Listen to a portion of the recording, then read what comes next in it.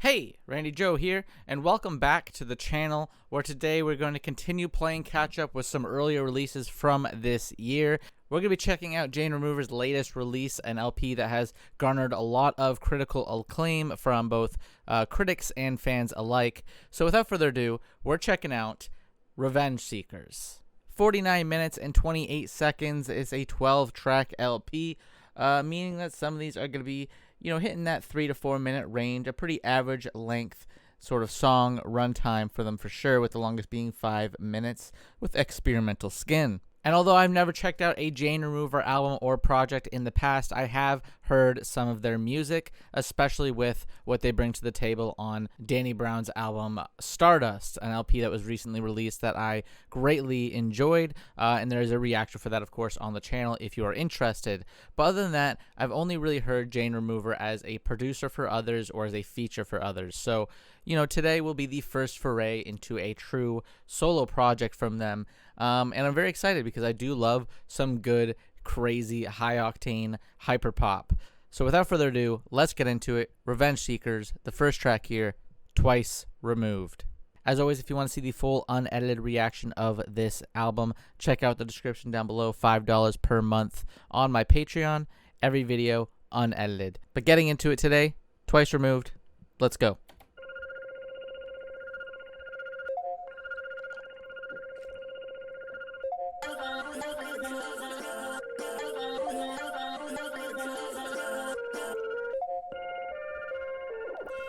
As far as I know, Jane gets a little bit more into their mental health at this point of fame. Oh! Right into that bassy distortion.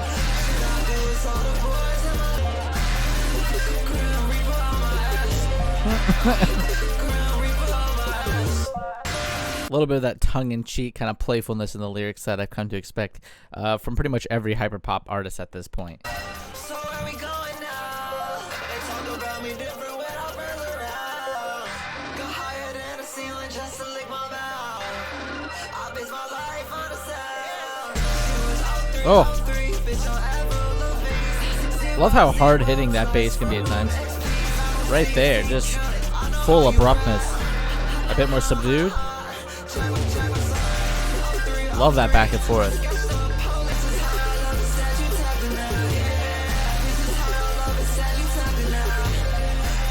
Great production on this. Even though everything is so overblown 10 times over, the mixing is still pretty crystal clear. Jane Remover's vocals especially coming through quite sharply throughout the mix, and everything else too, all these kind of glitches and these different bleeps and bloops that you hear throughout the mix, still very clear despite the fact that the bass and everything else is just mixed fully to the red. There, like, makes room for those little effects to slide in. Oh, what a cutoff, what a glitch out. This outro,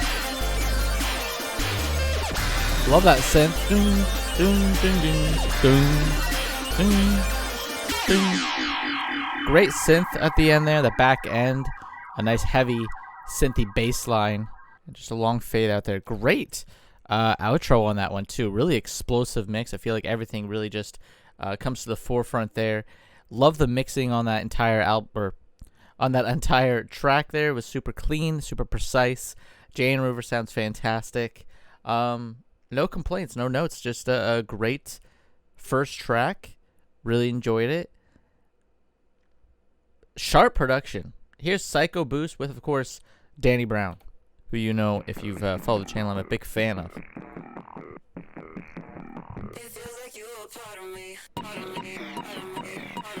Certainly teasing his Stardust era in this one here. Oh, there's that step ad-lib, of course, too. Although it's actually style. It said step there.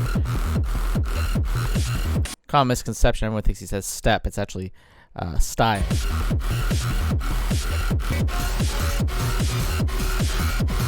Really glitchy.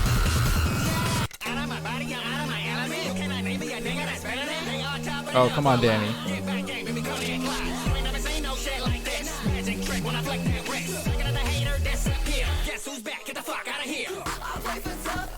Oh, just a tease with Danny there.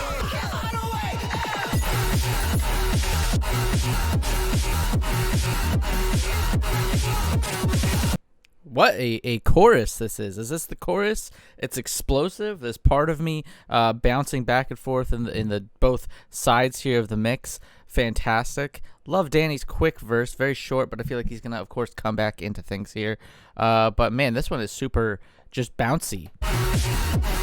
Love that just high club element to it. Oh. Getting like a proggy kind of track here. Switching up.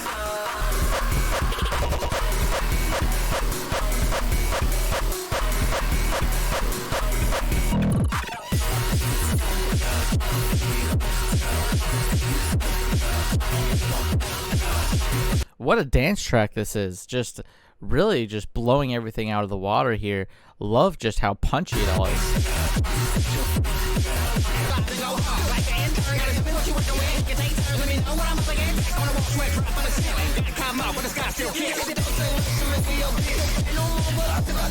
I love how naturally Danny can rap on a hyperpop beat. Something that, he's never shied away from, doing some experimental, weird, out there stuff.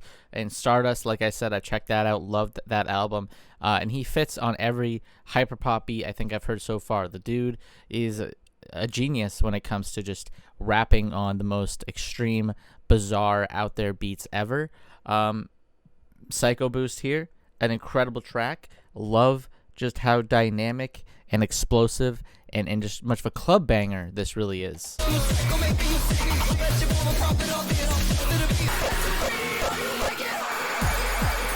Oh.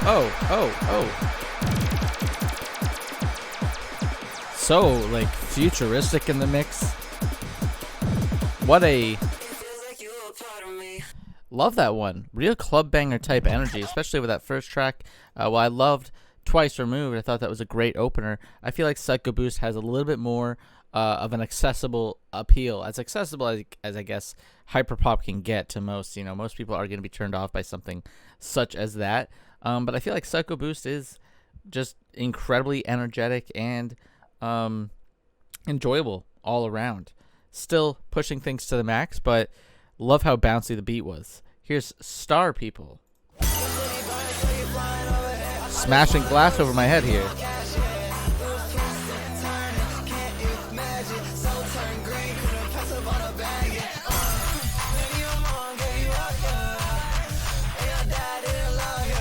Oh.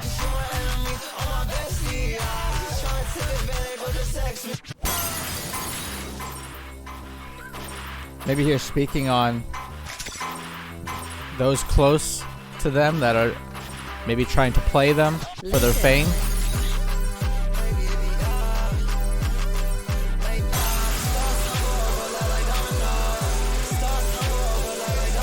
Love how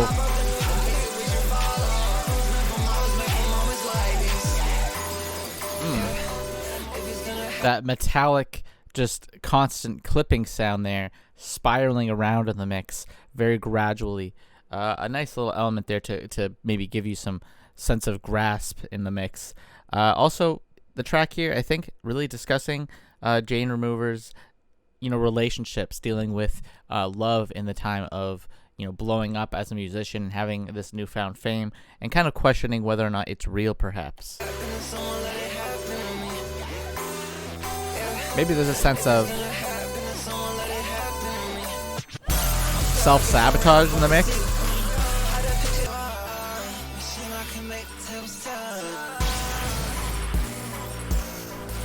Whoa, breaking things down a bit here. Getting a much darker turn in the mix. Oh.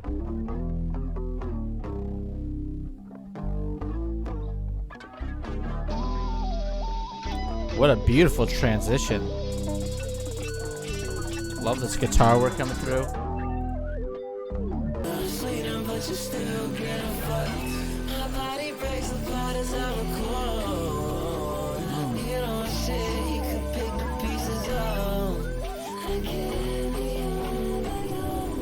What a gorgeous back half.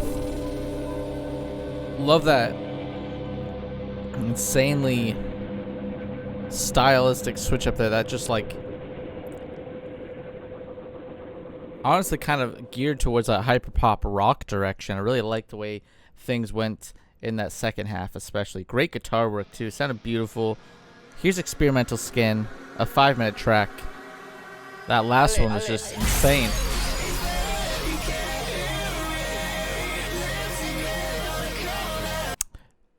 Jane Remover doesn't shy away from those massive peaks in just insanity, I guess.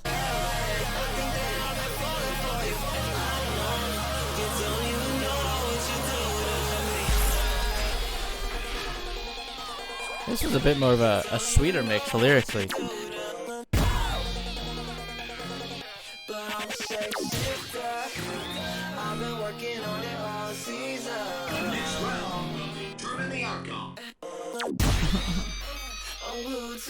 I feel like to some degree there's some sort of JPEG Mafia influence on the mix. I think it's some of the sample work that slides in reminds me a lot of JPEG Mafia and what he does with his more experimental music.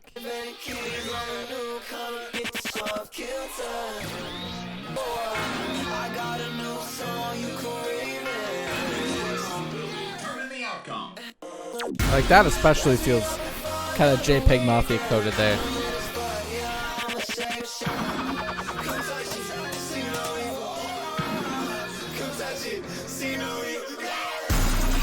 Oh, yeah. Diving right into this snare heavy mix here.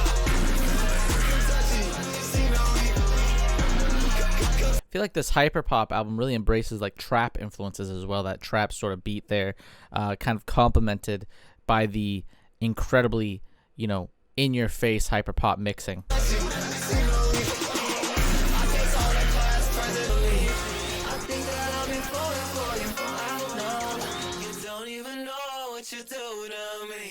I wonder if it's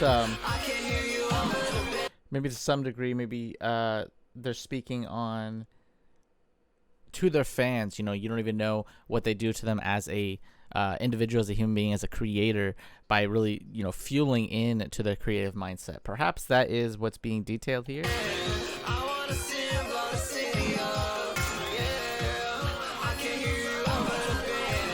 Kind of just embracing their own fandom in a way.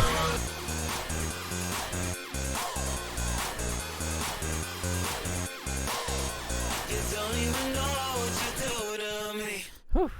Love the mixing on that one, especially. Experimental Skin, another great one. Solid track after track. You know, I feel like Jane Remover kind of embraces a lot of the trap elements and the rage music of the times and blends it so smoothly with hyperpop and what we've come to expect from hyperpop in a way. Really great sort of like glitchcore music as well. Just really enjoying this album so far. Here's Angels in Camo.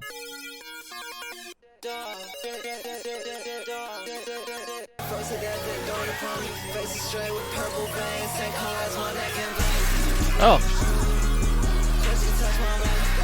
Love the imagery throughout this one here. Woke up, held back tears, and froze to death. It dawned upon me. Faced astray with purple veins, same color as my neck and body. Just great lyrics in terms of just painting a visual picture as well, you know, while delving into, you know, their psyche at the time. Maybe a sense of, maybe, I want to say some sort of self-hate or maybe an expectation placed upon them.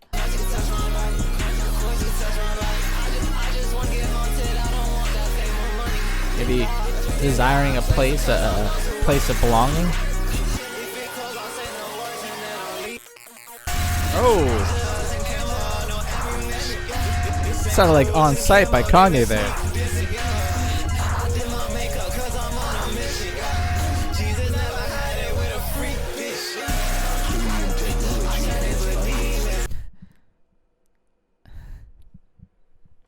Jesus never had it with a freak bitch. Yeah. Again, love the very tongue-in-cheek kind of silly lyricism as well, you know, in the same track, in which I feel like Jane Remover has been so unique and creative with the imagery, like I mentioned earlier. Hilarious, that dynamic.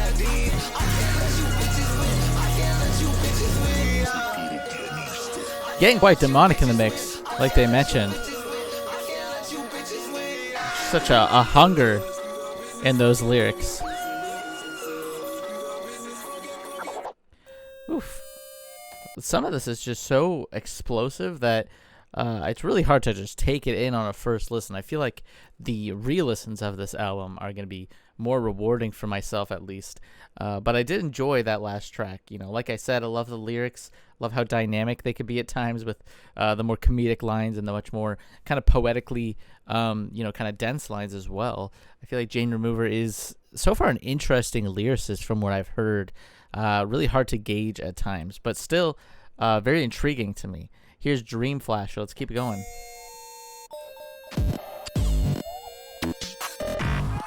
Definitely embracing a rage aesthetic as well in the mix.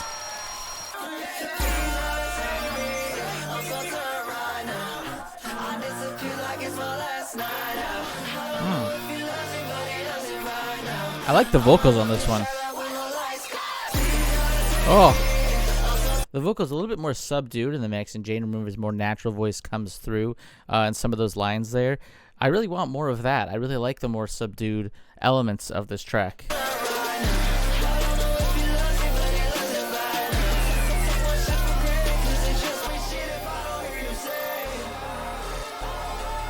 Placing that importance on one individual, perhaps again.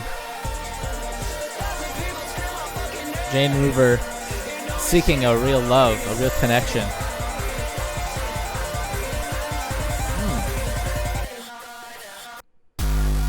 Oh! A much more vibrating drop here. A much darker atmosphere. Oh!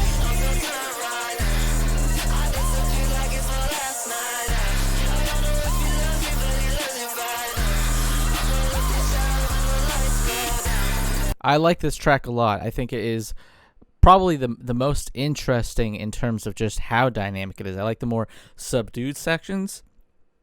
I like the way it subverts expectations with that much more darker, grittier synth that we got that was kind of leading up to a drop. But again, it subverts that expectation, and then it dives into this drop right here, which is the mixing, you know, much more just dynamic is really the word I'm looking for. You know, that's the word I keep coming back to. I just feel like the mixing is offering up so much in terms of little details here and there that add to this just overwhelming wave of sound. Like that yelp there in the background. Oh. Of course it stops when I mention it.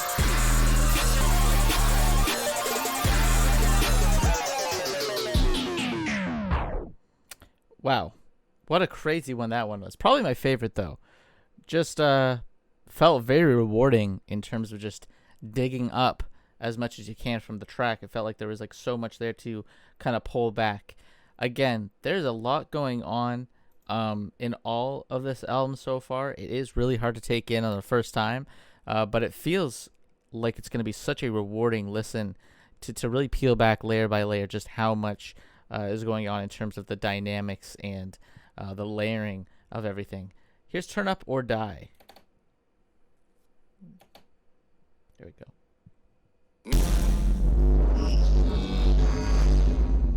So, crushing mixes too, just so blaringly bassy, clipping out.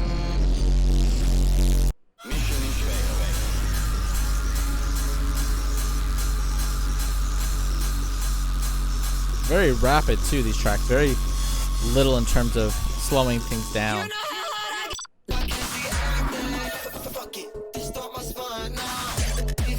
Really deep sound on this one. Very ominous in tone, this atmosphere. Oh!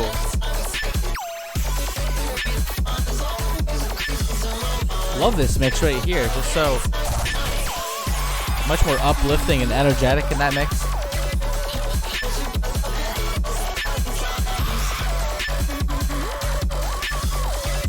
What is it, like a spooky theremin? Listen.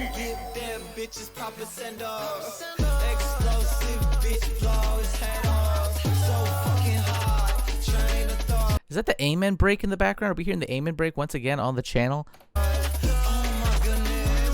It's gotta be, no? Once again, a staple.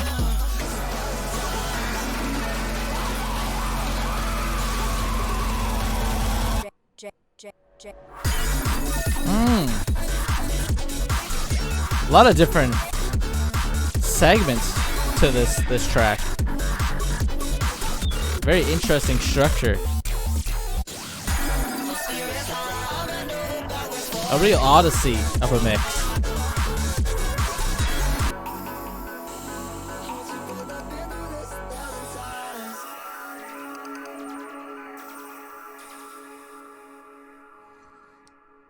Yeah, I love that track. Super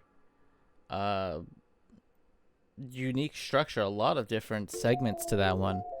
Here's Dancing with Your Eyes Closed.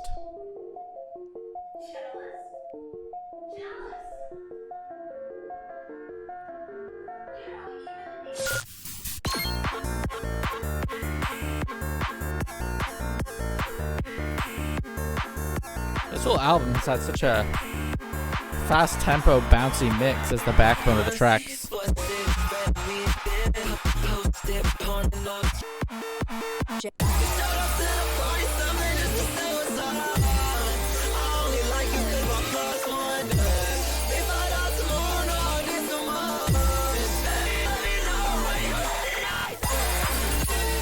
Not sure about this one. It just feels like kind of more of what we've heard at this point.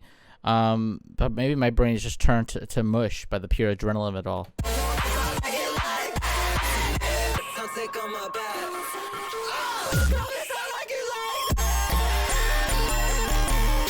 Oh.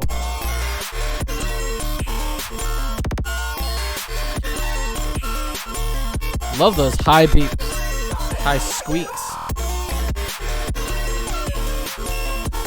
This one a little bit more sparse at this back end. And yet there's so much going on. Not much to say about this one though. I will say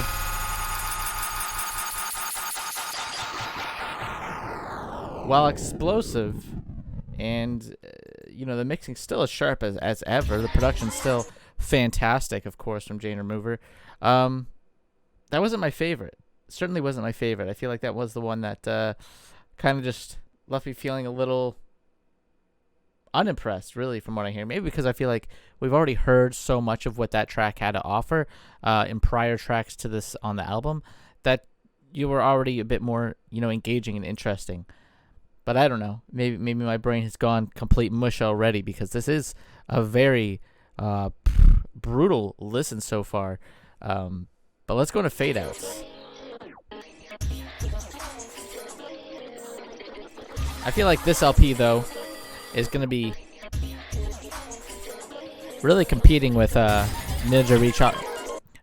Geraci's album, I Love My Computer, a great dance album that I did a reaction to as well. Absolutely love the incredible dancey, punchy layering on that LP. And Revengeseekerz here is kind of offering up a lot of the same traits that I enjoyed from that LP.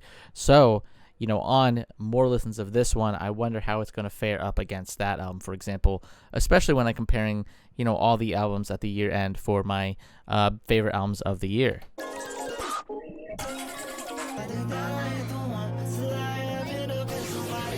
Like this more vulnerable strip back track.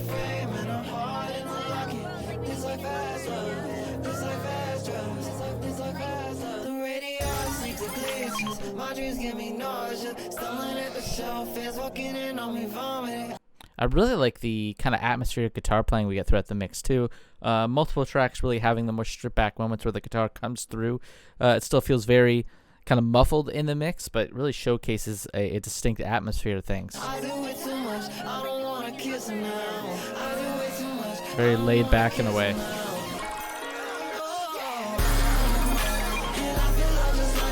See, this is what I like. It's a little bit more down tempo and withdrawn.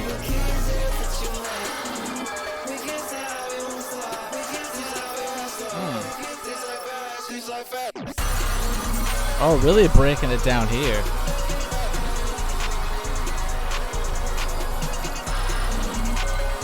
So like sluggish and then coming to a halt.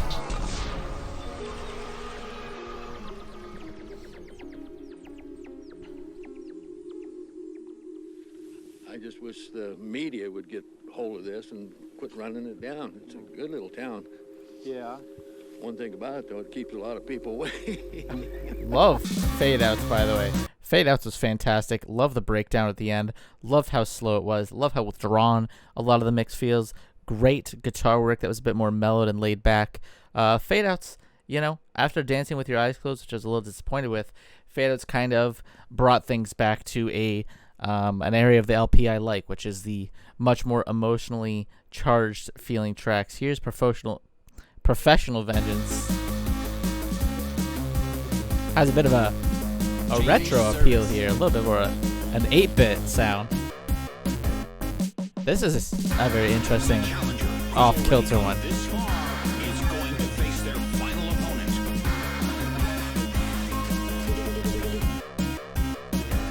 A little bit of that video game sort of aesthetic.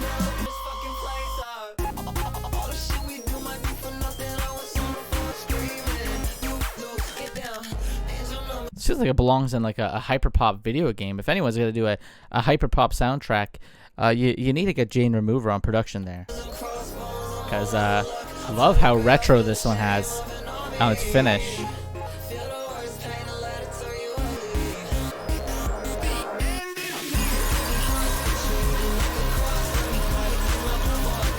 Again, another really great bouncy mix too.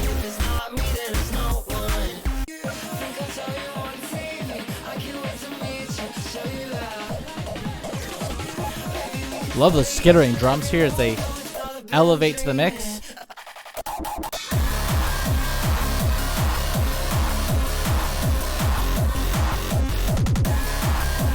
Such a pounding, visceral finish this is.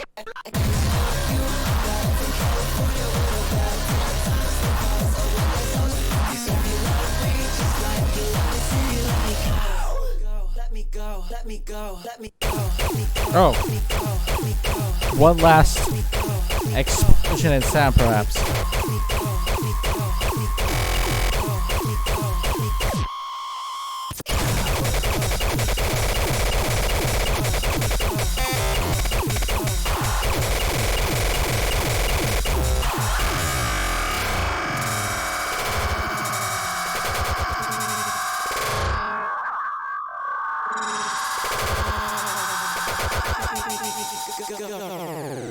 Wow. Professional Vengeance, another highlight of the album for sure. Fade outs I loved how more withdrawn it was, like I said, but to follow it up with something that is really just the opposite of that, and embracing like a low kind of bit aesthetic as well. Feels very retro in its sound. A lot going on this record. I will say that. I feel like Professional Vengeance might be my favorite, but I feel like I've said that for a few tracks here. But an incredible hyperpop record so far. Here's Dark Knight Castle. I'll let these last two tracks play out. We'll try not to pause them too much because I do want to just speak on the album as a whole.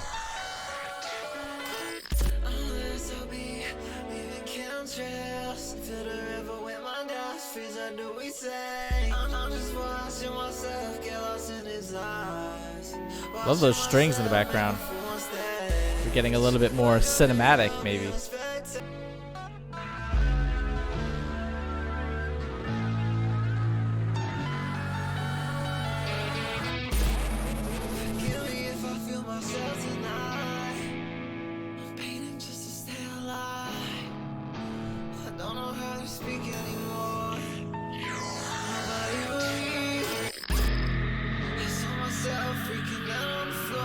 Definitely the most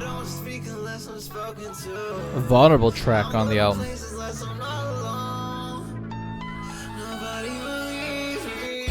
I like the more cinematic focus with the strings. I like the piano work.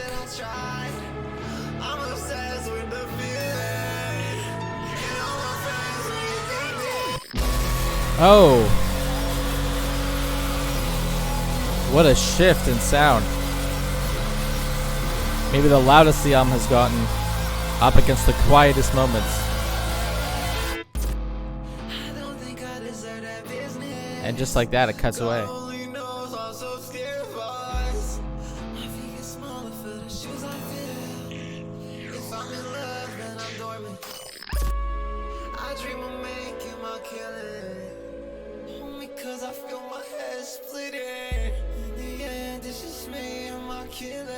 These strings feel like Halo. Am I crazy?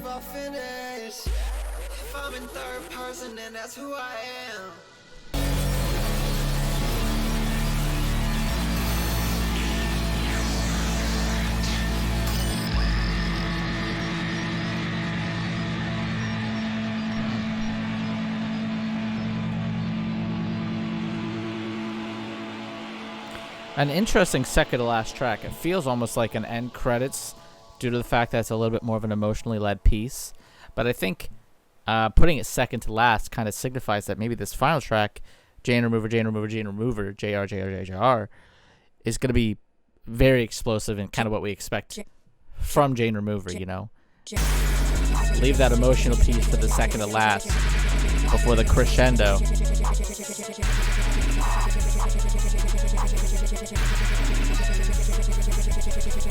That producer tag there, spiraling out.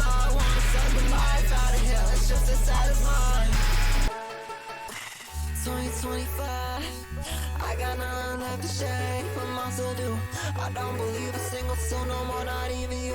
I don't believe a single soul no more, not even you. Rehearsing songs I had, silver leg, trying not to cry. Then I step up on the stage and they don't know I lost my mind. Oh.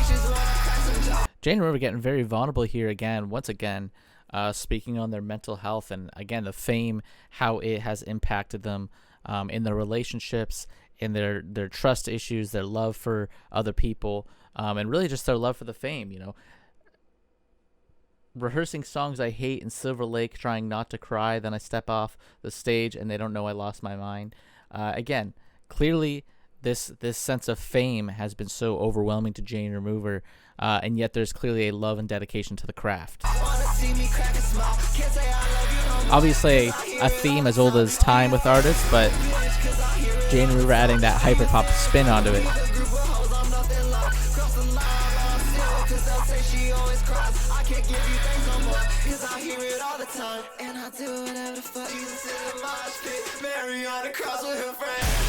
Oh.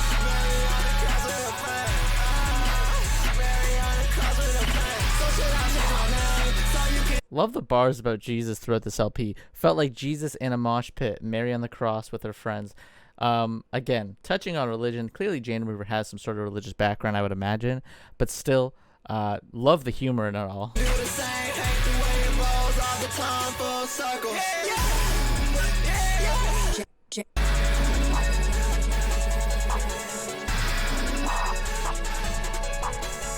That producer take slowly fading out.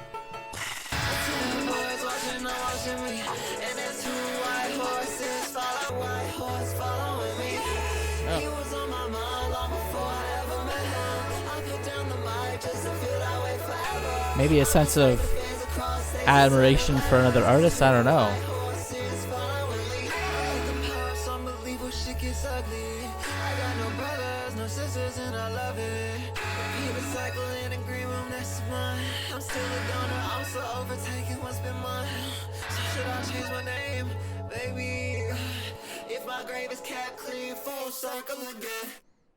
Just like that, it comes to a close. I like that final track as well.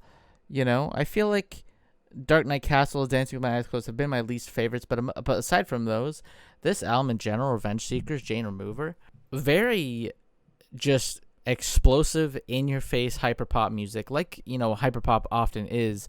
But I think the blend of the rage kind of sound, the rage music sound, as well as embracing trap elements, which again is all kind of part of the rage music at the end of the day, blending it all with hyperpop feels very natural here, especially for Jane Remover. Clearly there is an admiration for these genres and sounds, and really pushing them to their furthest boundaries. You know, I feel like even the most explosive rage music isn't nearly as dense, as dynamic, and as well mixed, if I'm being honest with you, as what Jane Remover's doing here. And I think, you know, as a whole, this project is incredibly consistent. I love a lot of the trademarks you hear in the mix, a lot of the same sort of sample work being used that feel like callbacks to other tracks, or at least just kind of giving a sense of consistency and cohesion to the whole album. Dream Flasher was hands down my favorite. I thought the entire track had such a unique stylistic sort of switch up throughout the whole thing, constantly evolving in sound, and never feeling like it is tiring itself out. And while some of these tracks, like I said, do feel like they are maybe too much of the same at times, there are tracks that feel like real standouts. Dream Flasher, Fade Outs, and Professional Vengeance are three, just off the top of my head right now, that were just incredibly dynamic and unique to themselves, and felt like they were the most explosive in their sounds. I also really loved Psycho Boost with Danny Brown, of course, not at all surprising there. Star People was another great one. Really, just the whole project has been so overblown in the best way possible, embracing all the genres that it kind of dives into to the fullest extent. I really like Professional Vengeance's more kind of 8-bit aesthetic. I think it was that one, unless I'm mixing it up with Fade Outs, but the more kind of retro sound we got too was a little bit more of a stylistic switch up that still felt like it was cohesive with the album, while offering up something that was a bit more of a unique kind of flavor among this kind of rage-induced sound. Nothing really negative to say, you know. I really liked Jane Remover's songwriting. Sometimes it was very deep and poetic and full of that, you know, distinct imagery. But on top of that, I also really liked some of the comedic elements to the mix, which is really a hyperpop trademark as well, I would say. You know, a lot of hyperpop music still is a little bit more self-aware with how maybe absurdist it can get. And Revengeseekerz, to me, feels a lot more honest and sweet and wholesome, while still kind of embracing some of those hyperpop elements of maybe being a little bit more tongue-in-cheek and a little silly and playful. But still, definitely one of the most, I would say, honest hyperpop albums I've heard in some time. Obviously not counting Stardust. I feel like that is a hyperpop hip-hop blend. It's a little bit different in a way. But Revengeseekerz, again, even hints towards that with Psycho Boost. Again, embracing a different genre and aesthetic into the mix, like Revengeseekerz does so well, embracing so many different ideas so smoothly, yet still feeling very cohesive. Yeah, solid LP, and really brain melting at the end of the day. But that does it for today's video. If you like the video, please hit like and subscribe to follow along in listening to more albums alongside myself, more hyperpop albums. I'm sure down the line, you know, we're doing new album reactions as they come out, but we also check out some older records on the channel. Right now we're doing King Crimson. If you like King Crimson, you like their discography, check out those videos. If you want to see full unedited mixes, unedited reactions of every album reaction I've done this year, check out the Patreon down below in the description. For only $5 a month, you get every single album reaction I have done this year, completely unedited, for just $5. As always, my name is Randy Joe. I appreciate you watching, and I'm signing off.